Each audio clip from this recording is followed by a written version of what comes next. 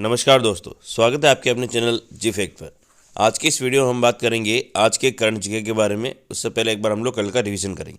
Number 1 question है, राष्ट्रपति द्रौपदी मुर्मू 2 दिवसीय दौरे पर राजस्थान के किस स्थान पर आएगी? तो आपको आंसर याद रखना है कि माउंट आबू सिरोही ये इस स्थान पर आएगी। ठीक है, 2 दिन के लिए 3 और 4 जनवरी को ये आ सकती है, ये आपको ध्यान रखना है। अगला क्वेश्चन है, जम्मू कश्मीर की तर्ज पर राजस्थान के किस बॉर्डर एरिया में निगरानी के लिए ग्राम रक्षक दल का गठन किया जाएगा? तो इसका सही आंसर होगा बीकानेर के अंदर जो है ग्राम रक्षक दल का गठन किया जाएगा, ये आपको ध्यान रखना है।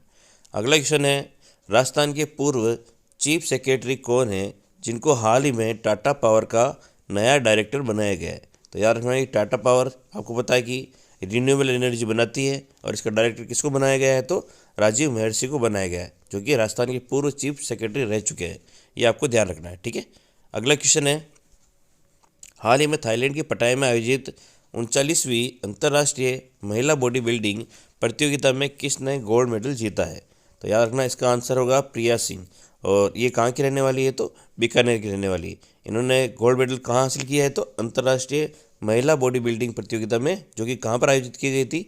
थाईलैंड के पटाया में आयोजित की गई थी, वहाँ पर इन्होंने गोल्ड मेडल जीता है। काफ़ी अच्छी बात है, महिला बॉडी बिल्डिंग के अंदर गोल्ड मेडल लाना बहुत बड़ी बात है। तो ये याद रखना है, प्रिया सिंह बीकानेर की रहने वाली है।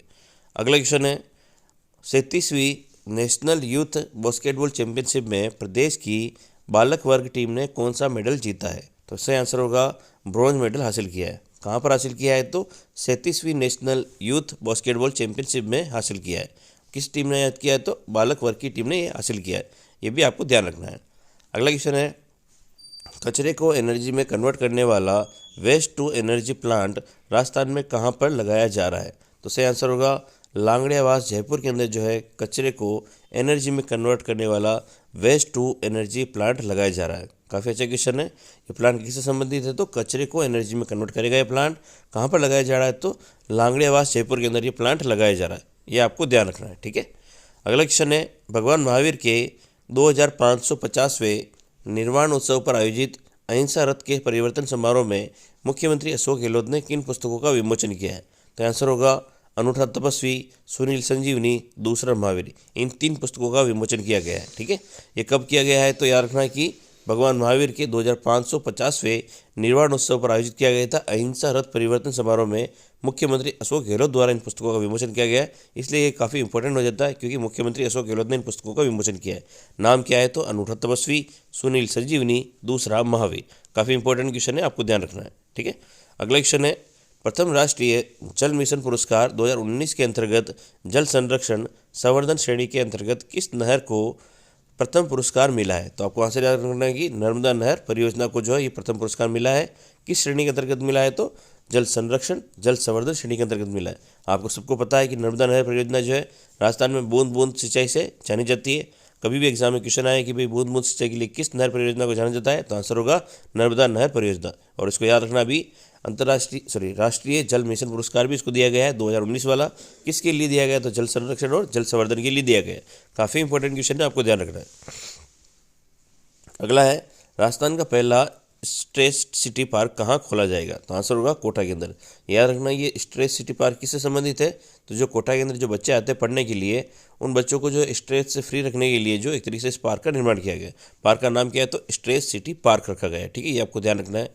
अगला क्वेश्चन है, मध्य प्रदेश द्वारा राजस्थान सरकार को डिजिटल मीडिया के क्षेत्र में जन कल्याणकारी योजनाओं को आमजन तक पहुंचाने के लिए कौन सा अवार्ड प्रदान किया गया है? तो आंसर होगा इफेक्टिव गवर्नमेंट कम्युनिकेशन अवार्ड दिया गया है। ठीक है, किस सरकार द्वारा किया है? तो मध्य प्रदेश सरकार द्वारा प्रदान किया गया है। किसको प्रदान किया गया है? तो राजस्थान सरकार को प्रदान किया गया है। किस क्षेत्र में दिया गया है? तो डिजिटल मीडिया के क्षेत्र में जन कल्याणकारी योजनाओं को आमजन तक पहुंचाने के लिए अवार्ड दिया गया है। अवार्ड का नाम है इफेक्टिव गवर्नमेंट कम्युनिकेशन अवार्ड। काफ़ी इंपॉर्टेंट क्वेश्चन है, आपको ध्यान रखना है। ठीक है, अब हम लोग करेंगे हमारे आज के करंट जीके क्वेश्चन। उससे पहले एक बार प्लीज़ आप लोग वीडियो को लाइक कर दें और चैनल को सब्सक्राइब कर दें। अंत में आप वीडियो को लाइक करना भूल जाते हैं, तो प्लीज़ वीडियो को आप लोग लाइक कर दें, और इसी प्रकार के नए नए क्वेश्चन आपको रोज़ मिलते रहेंगे। 10वां अचल स्तरीय जनजाति प्रतिभा सम्मान समारोह का आयोजन कहाँ किया गया है?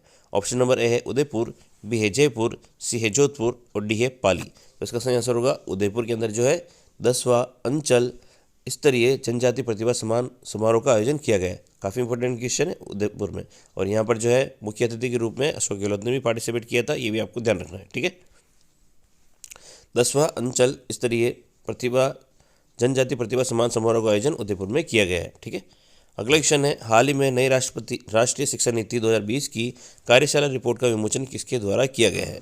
ऑप्शन नंबर ए है जाहिदा खान, बी है कलराज मिश्र, सी है अशोक गहलोत, डी है ममता भूपेश। तो इसका सही आंसर होगा जाहिदा खान के द्वारा जो है नई राष्ट्रीय शिक्षा नीति 2020 की कार्यशाला रिपोर्ट का विमोचन किया गया है। इंपॉर्टेंट क्वेश्चन है, आपको ध्यान रखना है। ठीक है, हाल ही में नई राष्ट्रीय शिक्षा नीति 2020 की कार्यशाला की रिपोर्ट का विमोचन जाहिदा खान द्वारा किया गया है। ठीक है, अगला क्वेश्चन है, मिस राजस्थान 2023 का खिताब किसने जीता है? ऑप्शन नंबर ए है कविता चौधरी, बी है प्रिया पूनिया, सी है किरण बलियान, डी है अरुंधति चौधरी। तो इसका सही आंसर होगा कविता चौधरी ने जो है मिस राजस्थान 2023 का खिताब हासिल किया। मोस्ट इंपॉर्टेंट क्वेश्चन है, आपसे पूछा जा सकता है मिस राजस्थान 2023 कौन है? तो कविता चौधरी है। ठीक है, इसके अलावा ये आपको ध्यान रखना है किरण बलियान जो भी हमारे 30वें जो नेशनल गेम्स हुए थे गुजरात के अंदर, उसमें भी इन्होंने स्वर्ण पदक हासिल किया था। राजस्थान पुलिस के अंदर ये कार्यरत है, ये आपको ध्यान रखना है। ठीक है, मिस राजस्थान 2023 का खिताब कविता चौधरी ने जीता है, ये आपको ध्यान रखना है। अगला क्वेश्चन है, चर्चित खिलाड़ी शताब्दी अवस्थी का संबंध किस खेल से है? ऑप्शन नंबर ए है एथलेटिक्स, बी है कबड्डी, सी है हॉकी और डी है वॉलीबॉल। तो इसका सही आंसर होगा ये एक एथलेटिक्स है। ठीक है, आपको याद रखना। नाम क्या है इनका? तो शताब्दी अवस्थी इनका नाम है, जो कि किससे संबंधित है? तो एथलेटिक्स से संबंधित है, ये आपको ध्यान रखना है। ठीक है, चर्चित खिलाड़ी शताब्दी अवस्थी का संबंध एथलेटिक खेल से है। शताब्दी अवस्थी राज्य की पैरा एथलेटिक खिलाड़ी है। शताब्दी राज्य के जयपुर जिले की निवासी है। तो 3 चीज़ याद रखनी, एक तो शताब्दी अवस्थी किससे संबंधित है? तो एथलेटिक्स से संबंधित है। और एथलेटिक्स में भी अगर हम बात करें तो किससे संबंधित है? तो पैरा एथलेटिक्स है ये। और कहाँ के रहने वाली है? तो ये जयपुर के निवासी रहे। ठीक है, नाम क्या है? तो शताब्दी अवस्थी इनका नाम है, ये आपको ध्यान रखना है। प्रदेश में 16 राजमार्गों के निर्माण के लिए 4,279.7 करोड़ रुपए की स्वीकृति सीएम अशोक गहलोत ने द्वारा की गई है। इसका निर्माण किसके सहयोग से किया जाएगा? ऑप्शन नंबर ए है Asian development bank, world bank, NABARD, उपरोक्त ए और बी दोनों। तो इसका सही आंसर होगा उपरोक्त ए और बी दोनों। ठीक है, इसमें एशियन डेवलपमेंट बैंक और वर्ल्ड बैंक का सहयोग लिया जाएगा। और यहाँ पर राजस्थान में कितने राजमार्गों का निर्माण किया जाएगा?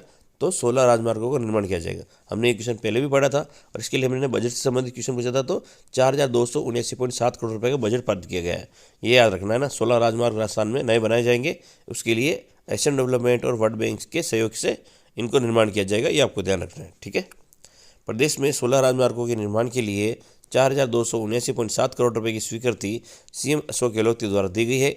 इसका निर्माण एशियन डेवलपमेंट बैंक और वर्ल्ड बैंक दोनों के सहयोग से किया जाएगा। इंपॉर्टेंट क्वेश्चन है, आपको ध्यान रखना है। ठीक है, अगला क्वेश्चन है, पर्यटन विभाग द्वारा शरद महोत्सव 2022 का आयोजन कब से कब तक किया जाएगा? ऑप्शन नंबर ए है 29 से 31 दिसंबर 2022, बी है 30 से 2 जनवरी 2023, 1 से 5 जनवरी 2023, 1 से 15 जनवरी 2023। तो याद रखना कि शरद महोत्सव का आयोजन जो है अभी हाल ही में किया जा रहा है और इसकी आयोजन की तारीख क्या है? तो 29 से 31 दिसंबर 2022 में इसका आयोजन किया जा रहा है। किसके आयोजन द्वारा किया जा रहा है? तो ये पर्यटन विभाग द्वारा आयोजित कराया जा रहा है, ये आपको ध्यान रखना है। आयोजन का नाम क्या है? तो शरद महोत्सव 2022।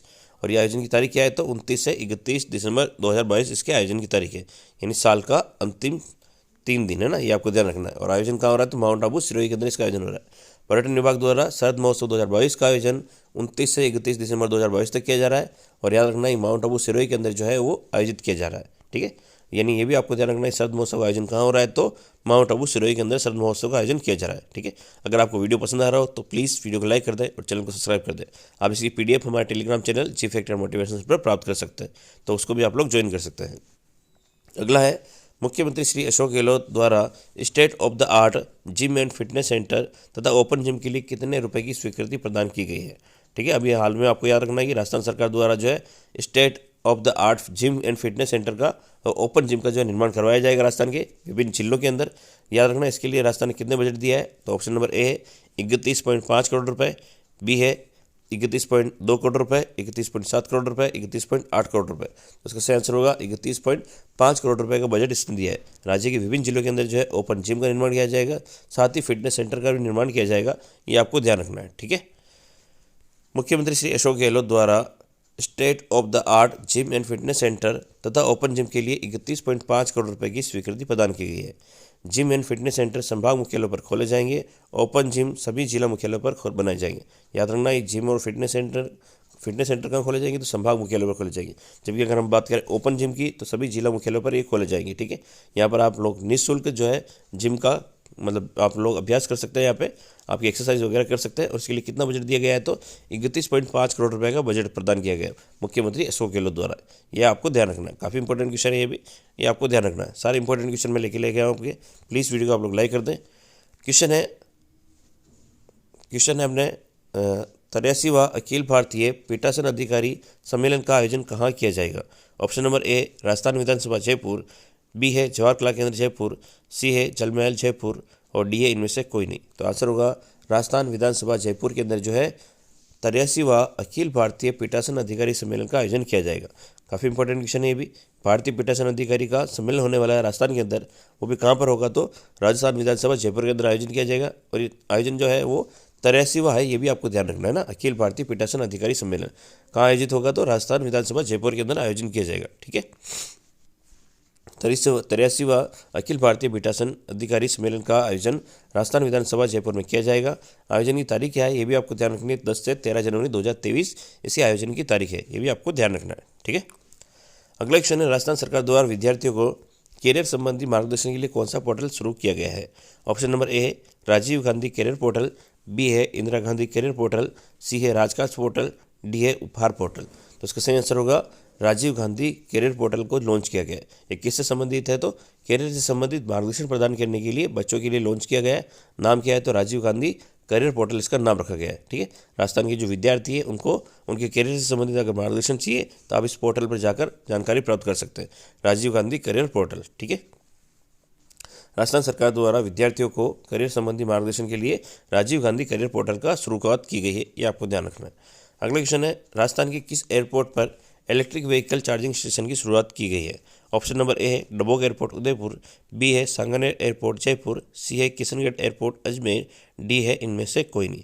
तो इसका सही आंसर होगा सांगानेर एयरपोर्ट जयपुर के अंदर जो है इलेक्ट्रिक व्हीकल चार्जिंग स्टेशन की शुरुआत की गई है। ये भी एक अच्छा क्वेश्चन है, वैसे मैंने इस क्वेश्चन को रिपीट किया, ये क्वेश्चन मैं पहले भी पढ़ा चुका हूँ। आंसर होगा इसका सांगानेर एयरपोर्ट जयपुर के अंदर जो है चार्जिंग स्टेशन शुरुआत की गई है, ये आपको ध्यान रखना है। तो ये तो हमारे आज के क्वेश्चन। अब हम लोग करेंगे क्विज के क्वेश्चन, उसका आंसर आपको कमेंट सेक्शन के अंदर लिखना है। और वीडियो को प्लीज़ आप लोग लाइक कर देना और चैनल को सब्सक्राइब कर देना और अंत में कमेंट जरूर करना प्लीज़। हाल ही में नई राष्ट्रीय शिक्षा नीति 2020 की कार्यशाला रिपोर्ट का विमोचन किसके द्वारा किया गया है, आंसर आपको कमेंट सेक्शन के अंदर लिखना है। ठीक है, और वीडियो को भी लाइक करना है। मिस राजस्थान 2023 का खिताब किसने जीता है, तो इसका आंसर भी आपको कमेंट सेक्शन के अंदर लिखना है। और वीडियो को प्लीज़ आप लोग लाइक जरूर करें, चैनल को सब्सक्राइब करें। जय हिंद, जय भारत।